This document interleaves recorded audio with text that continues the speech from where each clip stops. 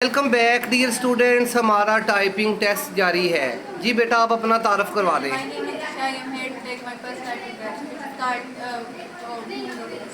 Home रो का test है। Home रो है टॉप रो है? होम रो। अच्छा बेटा, एक क्वेश्चन आपसे पूछना है। आप हमें ये बताएं कि आउटपुट डिवाइसेस क्या होती हैं?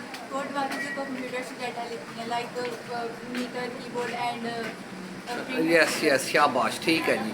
ठीक है बेटा, आप स्टार्ट करें, टाइपिंग करना शुरू करें। Very good.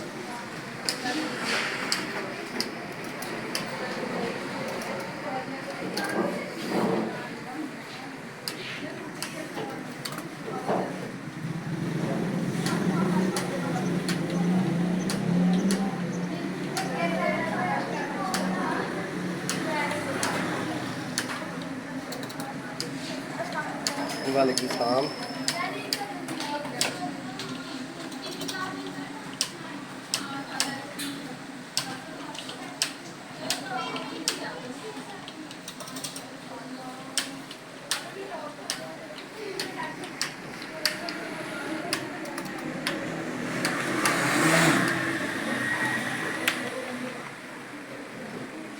यस बेटा, शाबाश, आपका स्कोर है 54। यस बेटा, 54 स्कोर है। इस हिसाब से आपका स्कोर चूँकि 50 से ज़्यादा है तो आपको 25 में से 25 नंबर पूरे दिए जा रहे हैं। वेरी गुड, शाबाश।